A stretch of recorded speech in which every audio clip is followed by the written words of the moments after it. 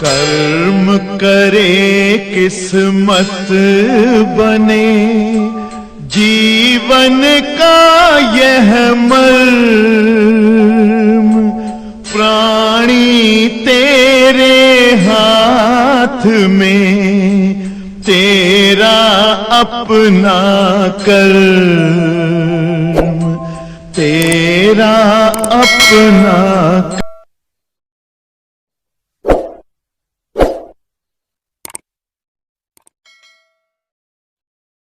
प्यारे बच्चों, चैप्टर का नाम है आपके सम्मुख लिखा हुआ, गौर से देखिएगा, परमाणु संरचना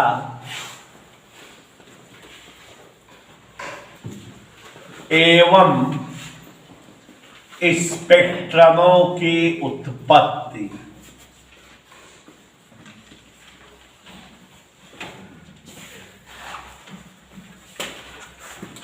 ये चैप्टर का नाम लिखा हुआ है परमाणु संरचना एवं स्पेक्ट्रमों की उत्पत्ति। और आप समझ रहे हो कि ये चैप्टर हमने आपको पढ़ाया अभी अभी ताजा जो है कल तक खत्म हुआ है, लेकिन आपने इस चैप्टर में सूत्र बहुत यूज किया, बहुत ज़्यादा सूत्र का डेरिवेशन कराया, जैसे बोहर सिद्धांत का सूत्र, फिर उसके बाद हाइड्रोजन परमाणु की त्रिज्या, वेग, गतिज ऊर्जा, स्थितिज ऊर्जा, संपूर्ण ऊर्जा और विभिन्न प्रकार के स्पेक्ट्रमी रेखाओं की तरंग दैर्घ्य, आयनन ऊर्जा, बहुत सारे सूत्र डिराइव किया। कुल मिला के जो है 11 सूत्र डेरिवेशन हुआ था, छोटा बड़ा मिला के। तो आपको ये समझ में आ रहा होगा कि फिर इसका मतलब इस चैप्टर में न्यूमेरिकल ज़्यादा होंगे। लेकिन बच्चों, न्यूमेरिकल ज़्यादा होंगे, सूत्र ज़्यादा हैं, सोचने से पहले ये जान लो कि ये केमिस्ट्री का चैप्टर है। और केमिस्ट्री फिजिक्स थोड़ी है कि जिसमें आकलन होता है, उसमें तो थ्योरी होती है, तथ्य होते हैं, तथ्यों की परिभाषाएं होती हैं। तो ये चैप्टर बेटा न्यूमेरिकली छोटा है, क्योंकि केमिस्ट्री का चैप्टर है। एक ही 2 सूत्रों पर सवालें हैं, हर सूत्र पर सवाल नहीं है।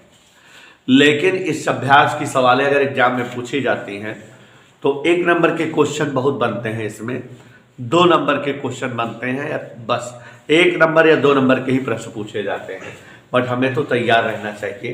तो आज हम पहले आपको इस चैप्टर में पूछे जाने वाले सारे सूत्र एक्सप्लेन करने जा रहा हूं। सूत्रों का डिस्क्रिप्शन, सूत्र समझ जाओगे तो सवाल यूज होंगी। और जो है सबसे पहले वो सूत्र बता रहा हूं जो ज़्यादातर पूछे जाते हैं, ठीक है ना? ध्यान देना बच्चों, ऊपर भी डाल देना।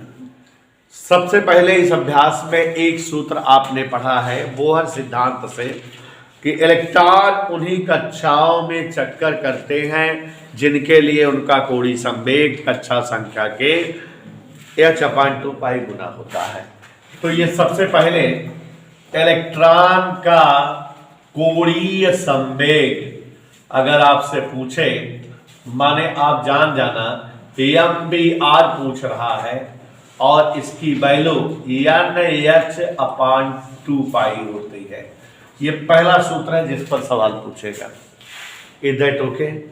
पहले सूत्र पर सवाल इसी तरह से पूछेगा, आप जानते रहिएगा। और कोणीय संवेग किसी कक्षा के लिए पूछेगा, 4वीं कक्षा का कोणीय संवेग बताओ, 4h/2 पाई। 10वीं कक्षा कोणीय संवेग बताओ, 10h/2 पाई। h और 2 पाई का मान जानते हो, रख देना खट से आंसर। एक ही नंबर का आएगा लेकिन आता है, कह देगा हाइड्रोजन परमाणु में चक्कर करते हुए इलेक्ट्रॉन के लिए 3री कक्षा का कोणीय संवेग क्या होता है। अब जो बच्चे पढ़े हैं वो तुरंत 3h/2 पाई लिख देंगे, और नहीं तो फिर बहुत कठिन है। तो एक सवाल इस पर जरूर पूछी जाती है, प्रायः पूछी गई है, 2013, 11, 17, 19 कई सालों में आई थी, हमने इसलिए सूत्र को क्लियर कर दिया। फिर दूसरा जो सूत्र है बोहर त्रिज्या का, बोहर त्रिज्या का सूत्र हम आपको हाइड्रोजन परमाणु के लिए हालांकि सवाल में पूछता है, लेकिन आप किसी भी परमाणु के लिए बोहर त्रिज्या का सूत्र जानते रहिए। हाइड्रोजन परमाणु के नहीं बल्कि किसी भी परमाणु के लिए बोहर त्रिज्या का सूत्र डेरिवेशन कराए थे, अगर याद हो तो R बराबर n square h square epsilon naught pi z m e square. याद आ गया होगा, डेरिवेशन कराए थे। H square epsilon naught pi m z e square. ये जो है किसी भी परमाणु की बोहर त्रिज्या का सूत्र था। हाइड्रोजन परमाणु रहेगा तो जेड यही गायब कर देंगे। तो यहाँ हाइड्रोजन परमाणु की बोहर त्रिज्या का बात करें, ध्यान से देखो जरा। हाइड्रोजन परमाणु की बोहर त्रिज्या, सभी लोग ध्यान से देखो जरा। किस परमाणु की बोहर त्रिज्या बेटा? आर बराबर, ठीक है, n square h square epsilon naught pi m e square. ये कोई डाउट बेटा? H square epsilon naught pi m e square, या इसके बजाय एक ये याद करे रहो, आर बराबर n square 0.5 n square into 0.53 angstrom. ये याद कर रहोगे ज्यादा अच्छा लगेगा। क्यों? क्योंकि इसमें तुरंत ऑप्शन है, तुरंत हल कर लोगे, 1 मिनट देर नहीं लगेगी, आंसर आ जाएगा। ठीक है, आर एन बराबर एन स्क्वायर 0.53 एंगस्ट्रॉम। और किसी अन्य परमाणु के लिए कैसे याद कर लोगे? एन स्क्वायर आर एन बराबर एन स्क्वायर 0.53 अपान जेड। ठीक है, किसी अन्य परमाणु के लिए एन स्क्वायर इंटू 0.53 एंगस्ट्रॉम बटे क्या याद कर लो जेड। और हाइड्रोजन के लिए एन स्क्वायर इंटू 0.53 एंगस्ट्रॉम। तो प्यारे बच्चों, आप लोग जानते रहिए कि इन सूत्रों पर जो है सवालें बहुत मिलेंगी। और ये सूत्र किस चीज के हैं?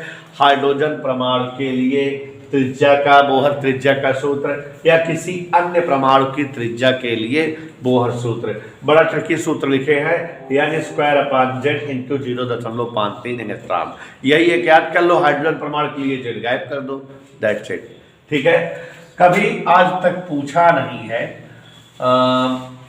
परमाणु का वेग, लेकिन आप जानते रहिए कभी पूछा नहीं है, आज तक कभी पूछा नहीं है कि वेग बताइए, लेकिन आप जो है जानते रहिए। हमने आपको बताया है कि डेरिवेशन भी कराया है किसी परमाणु के वेग को निकालने के लिए NH अपान 2 पाई एम आर स्क्वायर। अगर याद हो तो याद है बेटा, जेड ई स्क्वायर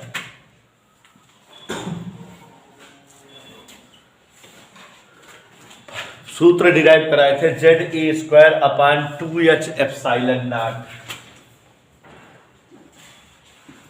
लेकिन इस सूत्र के बजाय हम लोग क्या रखेंगे? 1/n इंटू जेड इंटू 2.19 गुणे 10⁶।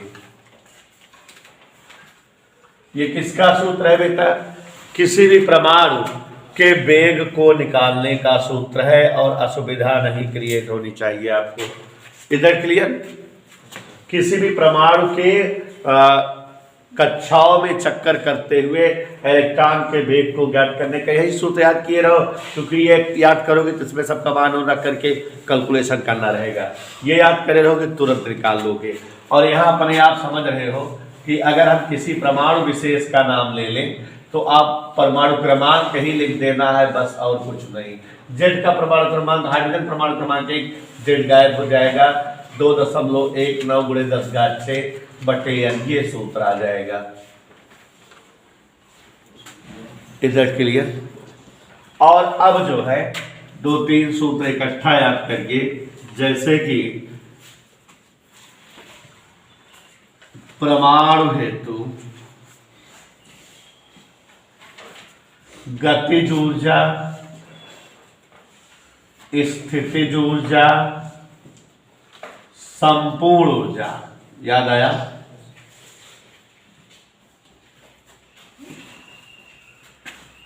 तो क्या होता है?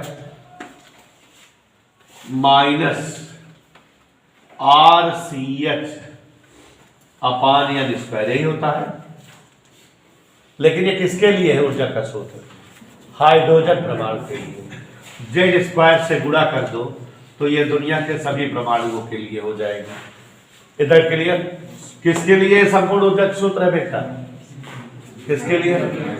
सभी परमाणुओं के लिए। जेड गायब कर दो तो किसके लिए आ जाएगा? गतिज ऊर्जा। आपको जब डेरिवेशन कराए थे तो याद करो कि गतिज ऊर्जा संपूर्ण ऊर्जा का माइनस थी। गतिज ऊर्जा और संपूर्ण ऊर्जा का मान बराबर था, लेकिन दोनों में किस चीज का फर्क था? माइनस का। माने गतिज ऊर्जा हाफ mv स्क्वायर थी, संपूर्ण ऊर्जा माइनस हाफ mv स्क्वायर आई थी, यही था, माइनस का फर्क था। देखो ऊर्जा के 3-4 डेरिवेशन कराए थे, अपने आप पलट कर देख लो, हर डेरिवेशन में गतिज ऊर्जा संपूर्ण ऊर्जा का माइनस है। गतिज ऊर्जा क्या है? संपूर्ण ऊर्जा का। तो यहाँ इसका माइनस करेंगे, गतिज ऊर्जा क्या आ जाएगी? RCH अपान N square into Z square. ये कौन ऊर्जा हो गई बेटा? गतिज ऊर्जा हो गई। अब स्थितिज ऊर्जा आप जानते हो, गतिज प्लस स्थितिज बराबर संपूर्ण, तो स्थितिज बराबर गतिज इसमें घट जाए। तो जब इसमें इसको घटाओगे तो यहाँ जो है दोनों जुड़ जाएगा, -2 RCH अपान N square into Z square. ये संपूर्ण ऊर्जा का सूत्र आ गया, याद रहेगा बेटा। ध्यान से देखो जरा, संपूर्ण ऊर्जा सूत्र क्या बताए बेटा? -RCH बटे एन स्क्वायर जेड स्क्वायर। गतिज ऊर्जा सूत्र क्या बताए? RCH, माइनस गायब कर दिए, RCH अपान एन स्क्वायर जेड स्क्वायर। स्थितिज ऊर्जा सूत्र क्या बताए बेटा? -2 RCH अपान एन स्क्वायर जेड स्क्वायर। हमने आपको डेरिवेशन कराया, अगर आप देखोगे पलट के तो यही है। देखो ट्रिक बता दिए कि जो संपूर्ण ऊर्जा होती है उसके आगे माइनस लगा दो तो कौन ऊर्जा आ जाती है? गतिज। और संपूर्ण में गतिज वाले को घटा दे तो कौन ऊर्जा आ जाती है? स्थितिज। सिंपल फंडा। तो यहाँ इसको आप ऐसे भी लिखते हो, अगर याद हो, 13.6 इलेक्ट्रॉन वोल्ट बटे n square into Z square. इसको लिखते हो -2 जेड स्क्वायर इंटू 13.6 बटे एन स्क्वायर इलेक्ट्रॉन वोल्ट। इसको लिखते हो -13.6 बटे एन स्क्वायर इलेक्ट्रॉन वोल्ट। इधर क्लियर? तो देखो जरा, गतिज ऊर्जा 13.6 बटे एन स्क्वायर इलेक्ट्रॉन वोल्ट अगर हाइड्रोजन परमाणु है तो। संपूर्ण ऊर्जा इसी का माइनस लग जाता है अगर हाइड्रोजन परमाणु है तो। और कोई परमाणु है तो यहाँ बगल में जेड स्क्वायर लिखा रहेगा। ठीक है, तो कोई असुविधा किसी को, कोई दिक्कत नहीं होनी चाहिए। हम जो है ये ऊर्जा का सूत्र बता दिए आपको। इधर क्लियर? अब एक और सूत्र समझिए जरा।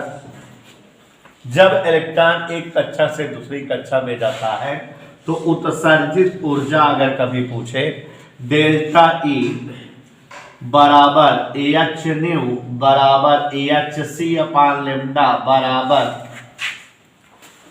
E2 minus E1। क्या? तो E2 माइनस E1 या EN2 माइनस EN1, या ध्यान से देखो,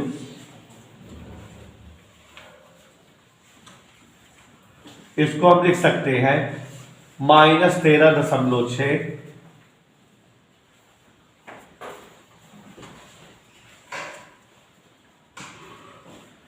1 अपान EN1 स्क्वायर माइनस 1 अपान EN2 स्क्वायर इलेक्ट्रॉन वोल्ट। इधर क्लियर? तरंग संख्या यह भी हमने आपको पढ़ाया है, 1 अपान लेमडा बराबर R 1 अपान EN1 स्क्वायर माइनस 1 अपान EN2 स्क्वायर।